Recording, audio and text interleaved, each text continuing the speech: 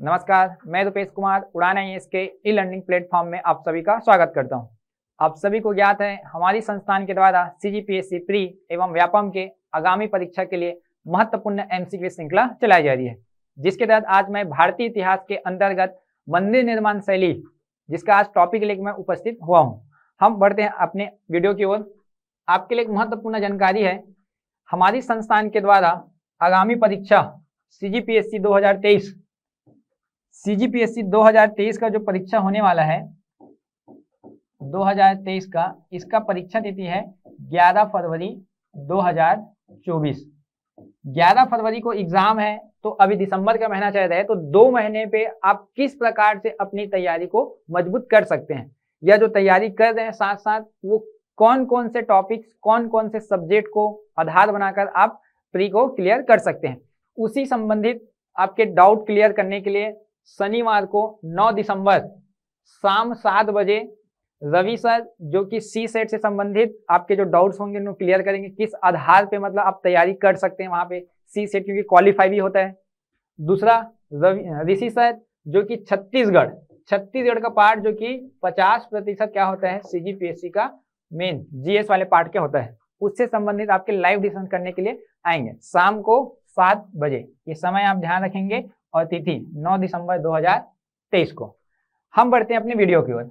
हमारा जो मुख्य जो टॉपिक है आज का, भारतीय इतिहास में मंदिर निर्माण की जो शैली है भारत में किस प्रकार से, कौन कौन सी शैलियां पाई जाती है, उसका विकास क्रम किस प्रकार से है, कौन से क्षेत्र पे कौन सा शैली पाई जाती है। जैसे कि हम देखते हैं कि भारत में मंदिर निर्माण के अंतर्गत एक हम पढ़ते हैं नागर शैली, जो कि मुख्यतः उत्तर भारत का है। एक हम पढ़ते हैं द्रविड़ियन शैली, जो कि मुख्यतः दक्षिण भारत का है। और एक हम पढ़ते हैं दोनों के मिश्रण से जो एक निर्मित शैली होता है बेसर शैली, जो कि ये होता है कहाँ का, मध्य भारत का। ये जो 3 मंदिर निर्माण शैली है, देखेंगे सभी का विकास क्रम कौन कौन से हैं, किस प्रकार के मंदिरें पाई जाती है, कहाँ पे कौन से प्रसिद्ध मंदिर है वहां पे। ठीक है, तो ये जो आप मैप देख रहे हैं, मुख्यतः अंतर यही होता है कि नागर शैली जो है एक अधिष्ठान पे बनता है, और द्रविड़ शैली जो है एक 4 दीवारी के बीच में बनता है, अर्थात बाउंड्री होता है, बीच में मंदिर होती है, गोपुरम होता है प्रवेश द्वार, और दोनों के मिक्सर से कौन सा बनता है आपका बेसर शैली। हम एक एक को डिटेल में देखेंगे किस प्रकार से मंदिर का निर्माण हुआ है, कैसे विकास क्रम हुआ है, भारत में मंदिर निर्माण किस प्रकार से बनना चालू हुआ है। तो पहला हम देखें अगर नागर शैली के बारे में, तो भारत में जो नागर शैली का जो विकास है वो मुख्य रूप से गुप्त काल का है। गुप्त काल का समय 4वीं से 5वीं सदी के मध्य। इस सदी में क्या होता है, गुप्त काल पे नागर शैली का निर्माण होता है। मुख्यतः नागर शैली की विशेषता क्या क्या है, अगर देखें यहाँ पे, तो यह जो शब्द है नागर, वो मुख्य रूप से नगर से बना है, क्योंकि सर्वप्रथम ये जो मंदिरें हैं कहाँ बनना चालू हुआ, नगरों पे। क्योंकि हम अगर देखें गुप्त काल वाला मुख्य रूप से मध्य प्रदेश का उज्जैन, आपका बिहार का पाटलिपुत्र, उन क्षेत्रों पे क्या हुआ, ये विकसित हुआ है, जिसकी वजह से इसका शैली का नाम क्या पड़ गया, नागर शैली कहा गया।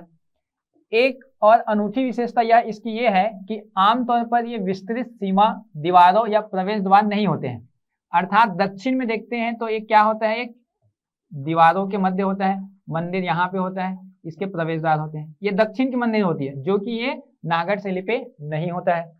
तीसरा, इसमें मुख्य रूप से मंदिर जो है आमतौर पर ऊंचे चबूतरे पर बनाए जाते हैं, अधिष्ठानों पर, ऊंचे चबूतरे पर।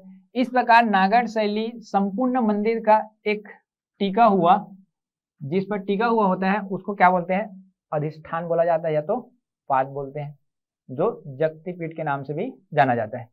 मंदिर में सभा भवन या तो मंडप और प्रदक्षिणा पथ, अर्थात सभा भवन कहने का मतलब है, जैसे हम अगर देखें नागर शैली के मंदिरों पे सबसे पहले अगर देखें तो हम एक सीढ़ियां चढ़ के आते हैं, ठीक है, और एक क्या होता है, मंडप होता है, मंडप, और इस मंडप के बाद क्या होता है, यहाँ पे आपका गर्भगृह होता है, जिसमें शिखर भी होती है।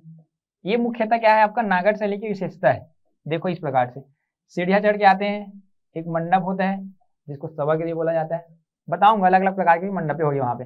फिर गर्भगृह होते हैं जहाँ पे मूर्ति निवास होता है, और इसी के ऊपर क्या होता है, ये आपका शिखर होता है, और शिखर ये ऊपर उड़ती हुई अंदर की ध्वस्त हुई, फिर इसी में क्या होता है आपका कलश, और आपको क्या होता है, ध्वजा होता है यहाँ पे। इस प्रकार से क्या होता है आपका नागर शैली की विशेषता है। ये देखो ऊंचे अधिष्ठान पे है, इसका अलग रूप है यहाँ पे, तो ये क्या अलग अलग टाइप से क्या होते हैं, विशेषताएं हो जाती है यहाँ पे। गर्भगिरी हमेशा सबसे ऊंचे टावर के ठीक नीचे होती है, जैसे कि मैंने बात की है शिखर की बात कर रहे हैं।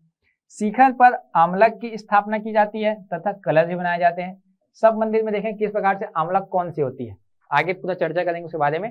साथ साथ मंदिर का जो गर्भगिरी होता है, गर्भगिरी अर्थात जैसे गर्भगिरी तो यहाँ पे जो दीवार होगा उसके दायां और बायां ओर मकर वाहिनी और कूर्म वाहिनी।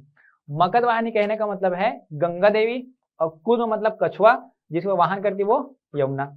इस प्रकार से क्या होती है, नागर शैली की विशेषताओं पे आ जाती है। अगर हम बात करें मंदिर पे, तो जैसे कि एक मंदिर है आपका, ठीक है, नागर शैली पे निर्मित है ये मंदिर, ठीक है। ये जो मंदिर है मुख्य रूप से कंदरिया महादेव,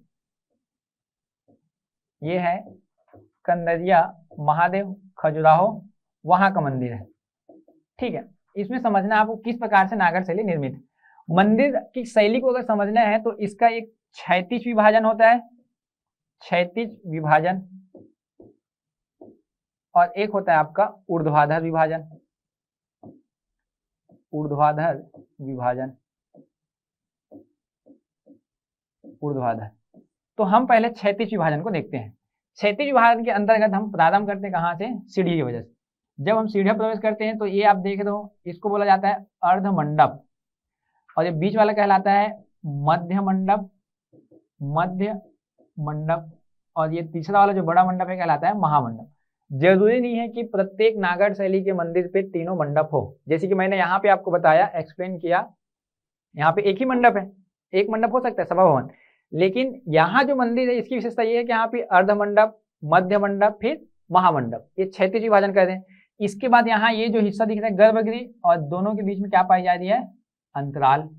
ये जो हिस्सा है पूरे का पूरा क्या है, ये गर्भगृह है। तो ये 5 अगर बात करें हम लोग इसके अंतर्गत, क्षैतिज के अंतर्गत, तो क्षैतिज के अंतर्गत क्रम अगर देखें तो क्रम पहले क्या होगा, यहाँ पे मंडप, एक मंडप ले लें, ठीक है। इसके बाद क्या बना है, मध्य मंडप, फिर क्या बना, महामंडप, और उसके बाद क्या बनता है, अंतराल, ये है अंतराल, और फाइनली क्या आता है आपका गर्भगृह।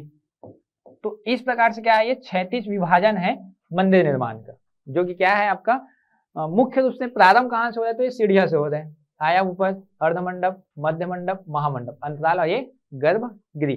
और इसी गर्भगृह में क्या होता है आपका मूर्ति की स्थापना की जाती है। ये आपका क्षैतिज हो गया। बात करें अगर ऊर्ध्वाधर का, तो ऊर्ध्वाधर के अंदर का ध्यान देंगे आप लोग, ये वर्टिकल जो है आपका, ठीक है, मंदिर पे ही समझते हैं उसको भी, ठीक है। मंदिर में सबसे पहले एक होता है आपका क्या, अधिष्ठान। बेस जो होता है वो एक ऊंचा अधिष्ठान होता है। जो भी मंदिर देखोगे नागर शैली का एक ऊंचे अधिष्ठान पे बनता है, जिसको चबूतरा बोलते हैं हम सामान्य शब्दों में। ये हो गया अधिष्ठान। एक है आपका जगती पैर, जिसको बोला जाता है, क्योंकि मंदिर की जो बनावट होती है शरीर के आधार पे होती है। जैसे कि हम बोलते हैं कि गर्भगृह में जो मूर्ति निवास करती है वहां पे आत्मा है, और बाकी क्या है बॉडी का क्या है अलग अलग पार्ट है वहां पे। तो ये अधिष्ठान हो गया चबूतरा। फिर आता है आपका जगती पैर, और ये होता है आपका ये यहाँ से यहाँ तक ये जंघा, ये वाला हिस्सा क्या कहलाती है, जगती, और ये अधिष्ठान कहलाता है आपका। फिर ये वाला हिस्सा जगती और ये आपका जंघा। ये जो हिस्सा होता है इसको बोलते हैं मध्यम भाग, ये कहलाता है आपका मध्यम भाग। फिर यहीं से आप देख रहे हो कि ये जो मध्यम भाग से जो शिखर है वहां पे ये अंदर की ओर धंसते हुए जा रही है, ये पूरा हिस्सा अंदर की ओर धंसते हुए जा रही है, ये कहलाता है आपका क्या, शिखर। इसी शिखर पे आप देख पा रहे हैं, शिखर के जस्ट ऊपर ये वाला हिस्सा है आपका ग्रीवा अर्थात गर्दन, ये वाला ग्रीवा। और ये जो गोल आकार पे जो दिखाई दे रहा है आपको, ये गोल वाला आकृति, ये कहलाता है आपका आमलक। आमलक के ऊपर जस्ट है आपका क्या, कलश, और कलश के ऊपर में क्या लगा है आपका, ध्वजा लगा है। तो अगर आप देख पा रहे हो ऊर्ध्वाधर में, तो सबसे पहला क्या था आपका, अधिष्ठान, अधिष्ठान था। अधिष्ठान के ऊपर आपका जगती, अधिष्ठान के ऊपर यहाँ पे देख सकते हो जगती, जगती के ऊपर अर्थात जंघा, जंघा। और जो मध्यम भाग था वो शिखर का मध्य भाग, अर्थात शिखर का प्रारंभ यहीं से होगा, शिखर। फिर क्या आता है आपका ग्रीवा, उसके बाद आता है आपका आमलक, और आमलक के ऊपर आता है आपका कलश। ये आपका क्या है, ऊर्ध्वाधर विभाजन है। अगर मान लो जाए कभी पूछ रहे हैं आपका प्रश्न में इंडिविजुअल अगर स्थापत्य कला में आता है तब ये होता है आपका ऊर्ध्वाधर विभाजन, और जो मैंने यहाँ पे बताया आपको ये क्षैतिज विभाजन है। इसके साथ साथ इस मंदिर में यहाँ पे कुछ छोटे छोटे और मंदिर बने, देखो ये वाला पार्ट अलग अलग बने हैं ये, तो ये कहलाता है आपका उरु श्रृंग, इसको बोलते हैं उरु श्रृंग बोला जाता है। छोटे छोटे मंदिर है वो उरु श्रृंग के नाम से जाना जाता है, उरु श्रृंग बोला जाता है। तो ये मंदिर स्थापत्य क्या है, प्रमुख विशेषताएं हैं खास तौर पे नागर शैली का। ये आपका केवल विभाजन है क्षैतिज विभाजन और एक ऊर्ध्वाधर। एक बात और समझेंगे ध्यान से, ये जो आपका नागर शैली का जो मंदिर है यहाँ से सीढ़ियां है, क्योंकि ये क्या है एक ऊंचे अधिष्ठान पे है तो ऊपर जाना पड़ेगा। सीढ़ियां पे जब पहले आते हैं तो अर्धमंडप सबसे छोटा वाला, मध्य मंडप, महामंडप। मैं पहले ही बोल रहा हूँ कि हर मंदिर में जरूरी नहीं है कि तीनों हो, एक ही मंडप भी हो सकता है। फिर बीच में क्या है आपका अंतराल, और ये जो बड़ा सा हिस्सा दिखाई दे रहा है इसको बोलते हैं गर्भगृह, जहाँ पे क्या होता है मूर्ति की स्थापना होती है। ये आपका क्षैतिज विभाजन हो गया। ऊर्ध्वाधर की बात करें तो सबसे पहले कौन है, अधिष्ठान, जो ऊंचा चबूतरा बोला जाता है, जगती पैर, और ये वाला हिस्सा आपका जंघा, ये वाला, और ये जो मध्यम वाला भाग है ये शरीर का मध्य भाग, और यहीं से झुकते हुए जो अंदर जा रही है यहाँ शिखर कहलाती है, ये वाला शिखर के ऊपर ग्रीवा, फिर आमलक, कलश और ये आपका ध्वजा। तो ये आपका क्या हो गया, आपका वर्टिकल या तो ऊर्ध्वाधर विभाजन हो गया। ये दो चीजें हैं। इसके साथ साथ इसमें मंदिर में मुख्य रूप से दो अन्य चीजें होती है, एक होता है सरंधार, एक होता है निरंधार।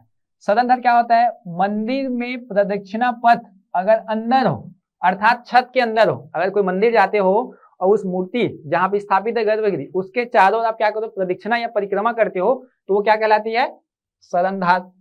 निरंधार क्या होता है, ऐसा मंदिर जहां पे प्रदक्षिणा पथ कहाँ हो, बाहर पे हो। जैसे एग्जांपल के लिए समझना है, यहाँ पे ये छत्तीसगढ़ की दो प्रमुख मंदिर है यहाँ पे, एक है आपका ये खजुराहो मंदिर मुख्य भोदम देव, और एक है आपका ये दुधाधारी मंदिर जो कि रायपुर पे स्थित है। तो यहाँ पे जब आ जाते हो तो उस मंदिर के अंदर ही अंदर जब आप चारों ओर परिक्रमा करते हो या प्रदक्षिणा करते हो तो सरंधार है।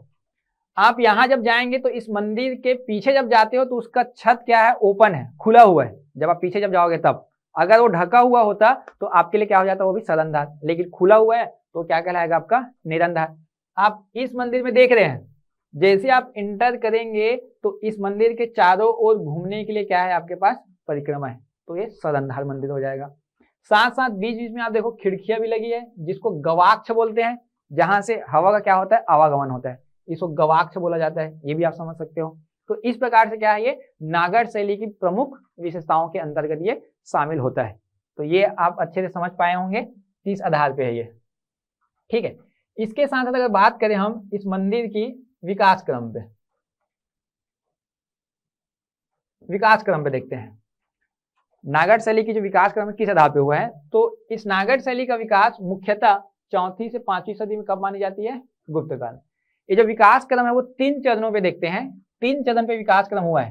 प्रारंभिक चरण जो होता है या प्रथम चरण, जिसमें मंदिर मुख्य रूप से मंडप बनता था, उसका गर्भगृह होता था, और छतें कैसी होती थी, सपाट होता था। छतें सपाट हो रही है, यहाँ पे छत, वहां पे क्या था, उठता हुआ क्या था, पिरामिड आकार में शिखर बना था। यहाँ पे छतें कैसी है, सपाट। और प्रारंभिक चरण में जो मंदिर बनते साधारण किससे बनते थे, पत्थरों को जोड़कर बनाया जाता। जैसे कि आप यहाँ पे देख सकते हो तिगवा का विष्णु मंदिर, यहाँ पे आप देखो पत्थरों को जोड़ जोड़ के बनाया गया है। छतें कैसी है, सपाट है। सामने पे देखो एक छोटा सा मंडप है, और बाहर जस्ट अंदर जाते हो तो आपको क्या मिलेगा, एक गर्भगृह मिलता है। तो ये गुप्त काल के प्रारंभिक चरण के क्या है, मंदिर है। यहाँ पे आप देखो, यहाँ पे जो ये पत्थर है चौपहला है, चौपहला, उसके ऊपर आप देखोगे अष्टपहला, ऐसा करते करते ऊपर की ओर आते हैं। तो उसमें भी क्या है आपको विशेषता, एकदम आप जब डिटेल में पढ़ते हो तब वो पढ़ा जाता है, चौपहला, अष्टपहला, 16 पहला, ऐसा करके। तो एग्जाम्पल के तौर पर ये मंदिर याद कर लेना। दूसरा द्वितीय चरण की बात करें तो द्वितीय चरण में क्या विकसित होता है, मंडप के साथ साथ प्रदक्षिणा पथ बनना क्या हो गया, प्रारंभ हो गया। साथ साथ गर्भगृह होगा, छतें कैसी होगी, अभी भी सपाट होगी, और ये मंदिर कैसे बनना चालू हो जाता है, ईंट से बने। वो जो मंदिर बना था वो पत्थरों से बना था, छतें सपाटे थी, उसके साथ साथ उसमें प्रदक्षिणा पथ नहीं था। यहाँ देखो ये मंदिर पे, ये मंदिर है नचना कुठार का पार्वती मंदिर, मुख्य रूप से गुप्तकालीन है, एमपी पे है। यहाँ पे आप देखो थोड़ा सा ये ऊपर अधिष्ठान पे बनना चालू हो गया, छतें अभी भी कैसी है, सपाट है, यहाँ पे गर्भगृह है, सामने इसका जो मुख्य भाग है, अगर आप बात करें अगर उसके प्रदक्षिणा पथ का, तो यहाँ सामने जो मंडप का मुख्य भाग है वो क्या है, अभी नष्ट हो चुकी है। पीछे आप देख सकते हो क्या है, यहाँ पे प्रदक्षिणा पथ है घूमने के लिए चारों ओर। तो ये द्वितीय चरण की क्या हो जाती है आपकी मंदिरें। और मंदिरें किससे बनी है, यहाँ पे ईंटों से बनना प्रारंभ हो गए, वो पत्थरों से बना था। ठीक है, नेक्स्ट अगर देखें तृतीय चरण में, तो तृतीय चरण में मुख्य रूप से क्या क्या विशेषता ध्यान देंगे, अधिष्ठान बनेंगे, मंडप का निर्माण होगा, गर्भगृह बनेगा, प्रदक्षिणा पथ बनेगा। अब छतें सपाट न होकर कैसी बन रही है, पिरामिडाकार बन रही, पिरामिड के रूप में बन रही, कुछ इस प्रकार से, ऐसा मंदिरों का क्या है शिखर वहां पे। ठीक है, समस्त मंदिर किससे बनना चालू हो गया, अब ईंटों से, पत्थर का निर्माण हुआ था, फिर थोड़ा सा ईंट प्रारंभ हुई, अब पूर्णतः मंदिर किससे बनने चालू हो गई, ईंट से। जैसे कि आप एग्जाम्पल है तौर पर ये मंदिर देखेंगे, गुप्त काल पे मंदिर निर्माण जब चालू होती है तो सबसे इंपॉर्टेंट है देवगढ़ का दशावतार मंदिर, देवगढ़ का दशावतार मंदिर सबसे प्रसिद्ध मंदिर है ये गुप्त कालीन का। अब आप इस मंदिर में देख पा रहे हो कि ये मंदिर किस प्रकार से एक ऊंचे अधिष्ठान में बना है, चबूतरे पे। ऊपर देखो एक मंदिर निर्माण है जिसमें गर्भगृह दिखाई दे रहा है, छतें सपाट न होकर पिरामिड के रूप में उड़ता हुआ दिखाई दे रहा है, यहाँ पे देख सकते हो आप लोग। अर्थात यहाँ पे मंदिर कैसे बनने हो गई, शिखर बनने का विकास हो चुका। ये जो आप इसके चारों ओर दिखाई दे रहा है जो कि नष्ट हो चुका है वर्तमान में, और इसके चारों ओर क्या रहा होगा, प्रदक्षिणा पथ मंडप रहा होगा, तो ये अभी वर्तमान में नष्ट हो चुका है। इसका अच्छा एग्जाम्पल छत्तीसगढ़ में एक आप महासमुंद जिले पे है, सिरपुर पे, सिरपुर का लक्ष्मण मंदिर के नाम से आप जानते हो, जो कि पूर्णतः लाल ईंटों से निर्मित है यहाँ पे। ठीक है, यहाँ देखो ये कहीं ना कहीं एक ऊंचे अधिष्ठान पे बना है, एक ऊंचे अधिष्ठान है। यहाँ पे देखो ये वाला हिस्सा मंडप रहा होगा जो कि नष्ट हो चुका है अभी। मंडप के बाद देखो ये क्या है आपका, गर्भगृह है। गर्भगृह के साथ साथ यहाँ की जो शिखर है कैसे है, पिरामिडाकार है, ये वाला लाल ईंटों से निर्मित है। और इसके चारों ओर यहाँ जब जाओगे आप तो इसके चारों ओर क्या कर सकते हो, परिक्रमा या तो प्रदक्षिणा पथ बना सकते हो। तो ये हिस्सा क्या है आपका गुप्त कालीन का तृतीय चरण का, ये तो विकसित चरण क्या है आपका, ये मंदिर निर्माण है। तो ये नागर शैली के कई एग्जाम्पल है जो आपको मिल सकता है आपको गुप्त काल पे, गुप्तकालीन मंदिर। तो इसके अलावा काफी सारे ऐसे मंदिर हैं जो नागर शैली पे निर्मित हुए वहां पे। ठीक है, तो इसके साथ साथ काफी सारे मंदिर है, जैसे यहाँ पे लिस्ट है, आप देख सकते हो कंदरिया महादेव जो मैंने आपको एग्जाम्पल समझाया, खजुराहो का जो मंदिर है वो मुख्य रूप से, लिंगराज मंदिर भुवनेश्वर में जो स्थित है, जगन्नाथ मंदिर ये भी नागर शैली का एक उप विभाग है, कोणार्क का सूर्य मंदिर, मुक्तेश्वर मंदिर, दिलवाड़ा का जैन मंदिर और सोमनाथ मंदिर। ऐसे अनेकों मंदिर है जो क्या है आपके नागर शैली के काफी सारे एग्जाम्पल के तौर पे आप उसको ले सकते हैं वहां पे। इसके साथ क्या है, भारत उत्तर भारत का जो क्षेत्र है काफी विस्तृत एरिया पे है, जिसके वजह से ये जो आपका नागर शैली है मंदिर, अभी तक नागर शैली चल रहा है, थोड़ा ध्यान देंगे आप लोग, मैं एक एक डिटेल बताऊंगा आप लोगों को। ठीक है, तो यहाँ पे जो नागर शैली का जो मंदिर है इसका क्या किया गया, क्षेत्रीय विभाजन कर दिया गया, या बोल सकते हो उसका उप विभाग है। नागर शैली का क्या है, उप विभाग। अब जैसे कि समझना, इस शैली को डिवाइड कर दिया गया क्षेत्र के अनुसार। जैसे ये पश्चिम की बात करें, पश्चिम क्षेत्र में जो मंदिर बनता है जैसे कि गुजरात, गुजरात वाला क्षेत्र है, गुजरात वाला। दूसरा मध्य भूभाग में मध्य भारत, मध्य प्रदेश, उत्तर प्रदेश। और तीसरा है आपका पूर्वी क्षेत्र। अब पूर्वी क्षेत्र में कौन सा है आपका, ओडिशा।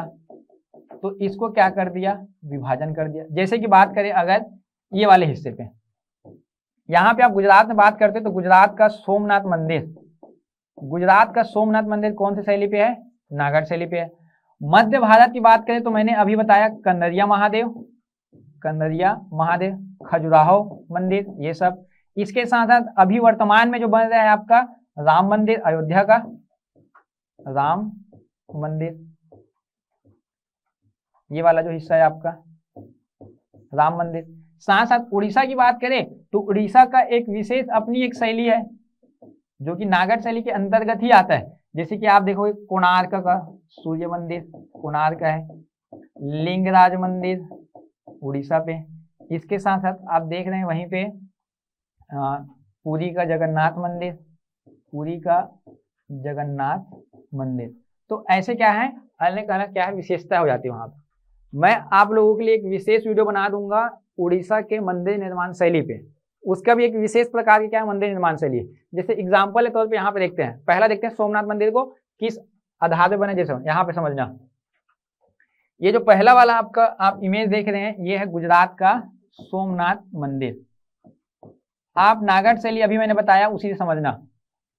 ये जो हिस्सा है आप देखे तो थोड़ा सा ऊंचे अधिष्ठान पर है, कहीं ना कहीं एक प्रवेश द्वार यहाँ पे दिखाई देता होगा, एक यहाँ पे है, एक सामने पे है। तो देखो यहाँ पे अर्धमंडप, मध्य मंडप और ये आपका महामंडप। यहाँ पे ये अंतराल दिखाई दे रहा होगा आपको।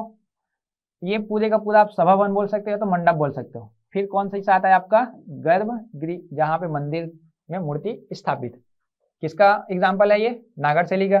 बात करें अगर इसका ऊर्ध्वाधर पे, ये आपका अधिष्ठान यहाँ तक जगती, ठीक है, ये वाला हिस्सा, फिर मध्य भाग और ये आपका कलश, सॉरी ये आमलक, ये कलश है आपका। तो ये सोमनाथ मंदिर है।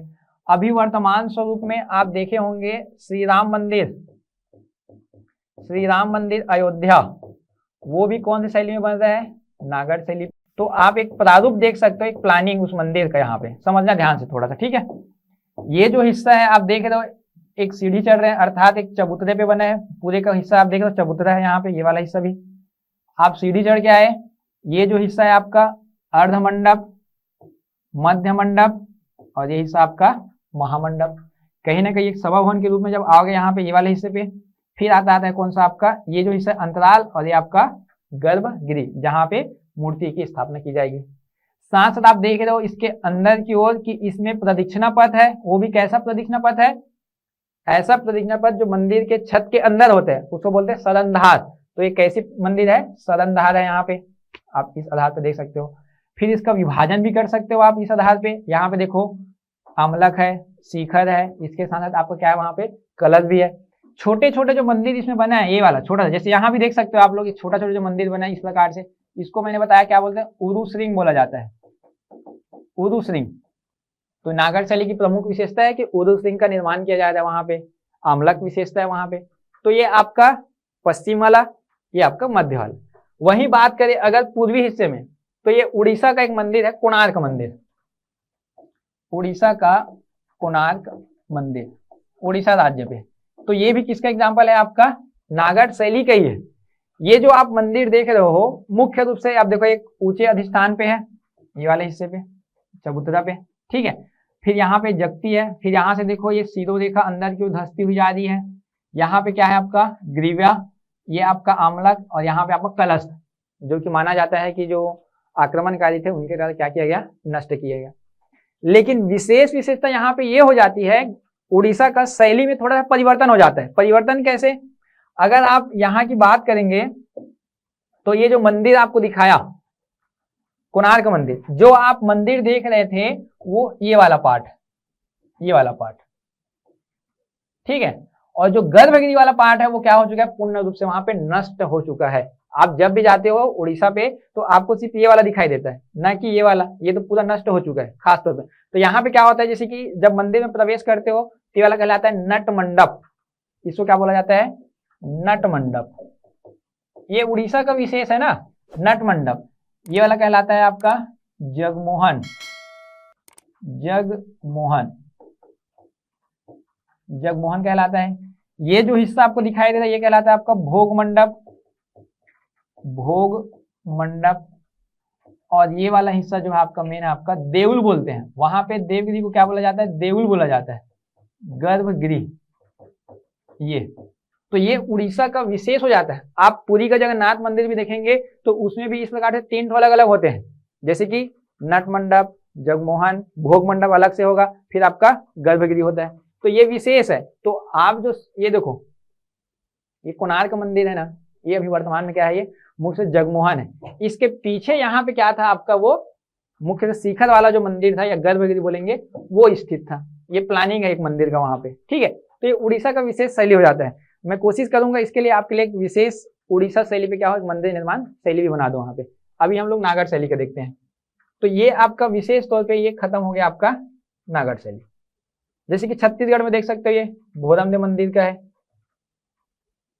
भोरमदेव मंदिर का है। यहाँ भी आप देखो ऊंचे अधिष्ठान पे है, किस प्रकार से अंदर धंसती हुई है ये। यहाँ पे आप देखो कलश है, मतलब जो आमलक होता है, कलश तो वहाँ पे स्थित नहीं है अभी वर्तमान पे, ठीक है, आमलक को देख सकते हो, ठीक है। यहाँ जब जाते हो तो ये वाला हिस्सा पूरे का पूरा ये मंडप है आपका।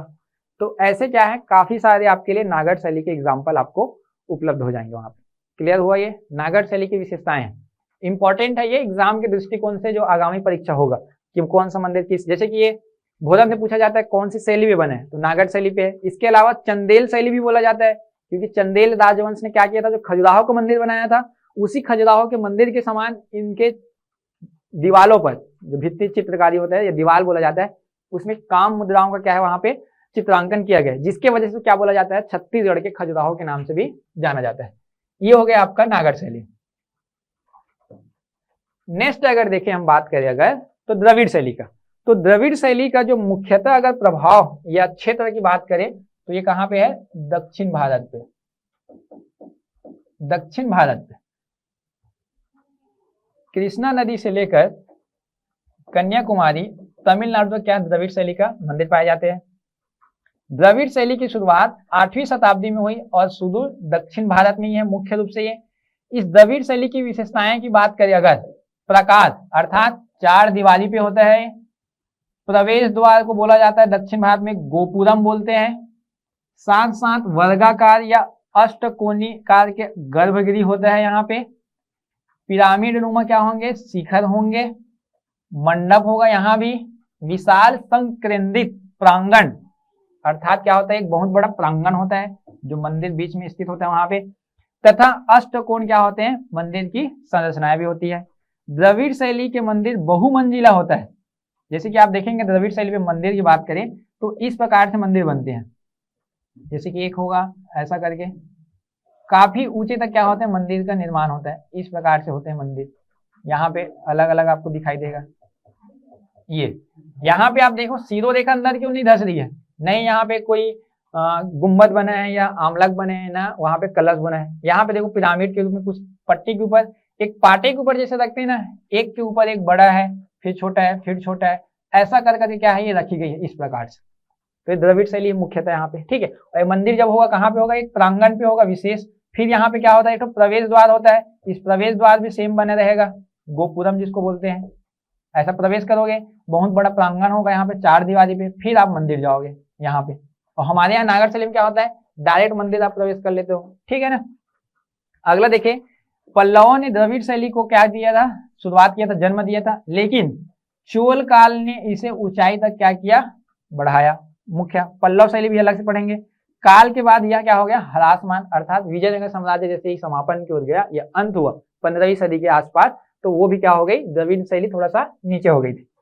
चोल काल में द्रविड़ शैली की वास्तुकला में मूर्ति कला और चित्रकला का क्या हो गया, संगम हो गया। क्योंकि चोल काल में आप देखते हो मुख्यतः बात करिएगा राजेंद्र प्रथम के बारे में, तो आप देखते हो वहां पे मुख्य रूप से आप जो नटराज की जो प्रतिमा है, नटराज की जो प्रतिमा है सबसे प्रथम कहाँ से मिलती है हमको, चोल वंश से जानकारी मिलती है। तो मूर्ति और मंदिर चित्रांकन की बात, तो वहीं से हमको जानकारी प्राप्त हो जाती है। देखिए अगर इस मंदिर में, जैसे कि आप एक मंदिर देख सकते हो, ये विरूपाक्ष मंदिर है, एक दक्षिण भारत में है, ठीक है ना। मुख्य रूप से कर्नाटक वाले क्षेत्र से, क्योंकि कर्नाटक कृष्णा नदी अगर बात करें तो कर्नाटक से ही मुख्य निकलती है वहां पे। तो देख सकते हैं आप लोग एक मंदिर, ये मंदिर एक क्या है, 4 दीवारी के बीच है, देखो यहाँ पे कहीं ना कहीं घेरा पे है ये। अब यहाँ पे अगर मंदिर में जब प्रवेश करते हो तो ये वाला जो हिस्सा है, जैसे कि यहाँ से ले लेते हैं, मान लीजिए प्रवेश द्वार है, तो यहाँ पे देखो ये मंदिर किस प्रकार से बना है, एक पिरामिडन हुआ, यहाँ पे न शिखर है, न किसी प्रकार के आमलक है, न कलश। आप यहाँ पे जो हिस्सा यहाँ पे देखते हो गाय के सींग के समान, इसको क्या बोला जाता है, गोपुरम, गोपुरम। यहाँ से प्रवेश करोगे फिर आप कहाँ जाओगे, मंदिर में जाते हो वहां पे। न इसमें कोई ऐसा ऊंचा अधिष्ठान है, न किसी प्रकार की जगती है यहाँ पे, ठीक है। दूसरा अगर फोटो देखेंगे यहाँ पे देख सकते हैं आप लोग, इस पर ये जो आपका मंदिर है ये हम्पी, हम्पी का रथ सुने होंगे आप, हम्पी का रथ, ठीक है। ये जो हिस्सा प्रवेश द्वार है, यहाँ से आप प्रवेश करते हो, मंदिर को आप देख सकते हो किस प्रकार से निर्मित है ये, यहाँ ये नष्ट किया जा चुका है आक्रमणकारियों के द्वारा। यहाँ से प्रवेश करते हो तो सामने पे आपको मिलेगा क्या, ये हम्पी का रथ, इसके सामने आपको क्या मिलेगा, मेन मंदिर मिलता है, मुख्य मंदिर। तो आप यहीं से समझ सकते हो कि द्रविड़न शैली जो है एक 4 दीवारी पे स्थित होगा, एक प्रवेश द्वार होगा, फिर वहां से आप प्रवेश करके अंदर जाएंगे वहां, ठीक है। जैसे यहाँ पे देख सकते हो मंदिर किस प्रकार से एक गाय के सींग के समान है, अलग अलग बहुमंजिला है, देखो यहाँ पे 1 2 3 4 5 6 मंजिला इस प्रकार से। इसके साथ साथ एग्जाम्पल है तौर पे आप दक्षिण भारत की मंदिरें देख सकते हो, मीनाक्षी मंदिर काफी चर्चित रहती है मंदिर है, आप इसमें देख सकते हो। ये देखो ये प्रवेश द्वार है, एक प्रवेश द्वार इधर है, एक यहाँ पे है, ऐसा करते चारों तरफ क्या होती है प्रवेश द्वार अलग अलग निर्माण किया जाता है वहां पे, ठीक है। बीच में क्या होता है वहां पे उसका मेन मंदिर होता है।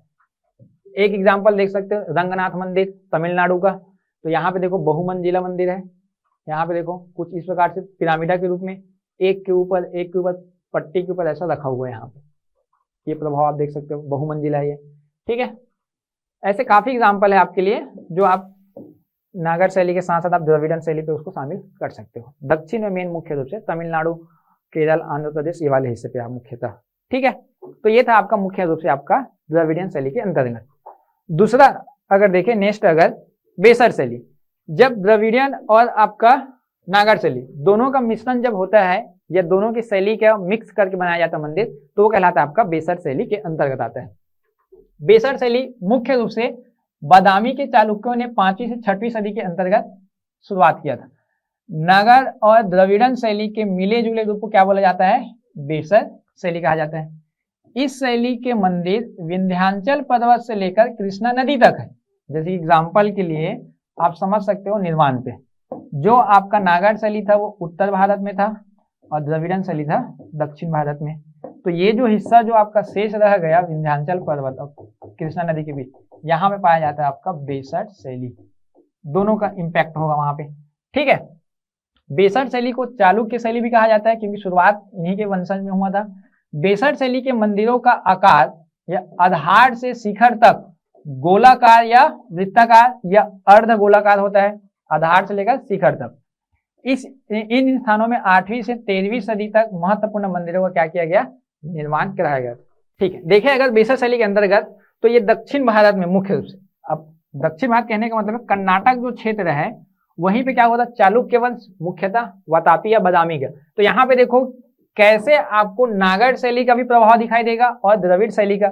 नागर शैली के अंदर देखो ऊंचे अधिष्ठान पे कहीं ना कहीं सीढ़ियां है, मंडप भी आपको दिखाई दे रहा होगा, लेकिन यहाँ पे देखो एक तरफ मंदिर यहाँ पे है और एक मंदिर यहाँ पे है। ये जो मंदिर है इसमें भी किस प्रकार से नागर शैली का प्रभाव, ये देखो यहाँ पे मंदिर ऊपर उठते हुए, जैसे कि वहां पे कैसा था द्रविड़ शैली, ये देखो ऊपर उठते हुए ऐसा जा रहा है यहाँ पे, और ऊपर शिखर आते आते क्या हो गया, ये गोलाकार हो गया, गोलाकार या अर्धवृत्ताकार, अर्धवृत्ताकार। जैसे कि आपको पता होगा नागर शैली में होता था ये क्या, आमलक कलश इस प्रकार से। यहाँ आप देख सकते हो जैसे ही ऊपर कोई बढ़ रहा है वैसे वैसे क्या हो गया है, अर्धचंद्राकार या तो थोड़ा सा गुम्बदाकार बोल सकते हो या चपटाकार बोल सकते हो, इस प्रकार से क्या हो गया, ये बेसर शैली में प्रभाव पड़ जाता है। जैसे एग्जाम्पल के तौर पे एक और मंदिर देख सकते हो यहाँ पे, ये देखो यहाँ पे जो पट्टी है इस प्रकार से अलग अलग है, ये यहाँ पे ये वाला हिस्सा आपको इस प्रकार से आमलक दिखाई नहीं दे रहा होगा, कलश तो है यहाँ पे, आमलक के जैसा नहीं है, ग्रीवा नहीं है। यहाँ पे देखो ये कुछ अलग से गुम्बदाकार रूप में दिखाई दे रहा है, वहां पे सपाट हो गया है, एक्चुअल में सपाट बन जाता है वहां पे, ठीक है। ऐसे एग्जाम्पल और काफी सारे मंदिर है वहां पे, ठीक है। इसमें समझो यहाँ पे अच्छे से समझ में आएगा आपको तीनों में डिफरेंस क्या है। तो यहाँ पे देखेंगे ध्यान से, ये है आपका मुख्य रूप से नागर शैली, देखो यहाँ पे अर्धमंडप, मध्य मंडप, महामंडप और ये आपका गर्भगृह। ये आपका द्रविड़न शैली है, एक प्रांगण पे है 4 दीवारी को बीच, एक प्रवेश द्वार है, आओगे यहाँ से मंदिर पे जाओगे। यहाँ पे बेसर शैली में देखो इस प्रकार से, जैसे ये द्रविड़न शैली होती है थोड़ी सी लंबी है, ऊपर उठते हुए देखो यहाँ का जो ये शिखर है और यहाँ का जो शिखर, दोनों में अंतर दिखाई दे रहा होगा। तो ये क्या है, काफी कुछ अंतर है तीनों मंदिर निर्माण शैली पे। तो ये जो था मुख्य रूप से आपका मंदिर निर्माण शैली के संबंध में क्या था आपके लिए वीडियो था। हम कोशिश करेंगे कि इस प्रकार से आप वीडियो को अगर आगे बढ़ाते हैं तो आपके लिए विशेष तौर पे एक पल्लव का मंदिर निर्माण शैली है, एक उड़ीसा का मंदिर निर्माण शैली है और एक आपका चालुक्य वंश का मंदिर निर्माण शैली है स्पेशल। तो हम उसके लिए कोशिश करेंगे आपके लिए वीडियो उपलब्ध करवाते रहेंगे। साथ साथ जब ये सीरीज कंप्लीट हो जाएगा आपका मंदिर निर्माण शैली का, तो इससे संबंध में आपको एमसीक्यू श्रृंखला भी करवा दिया जाएगा। तब तक के लिए धन्यवाद।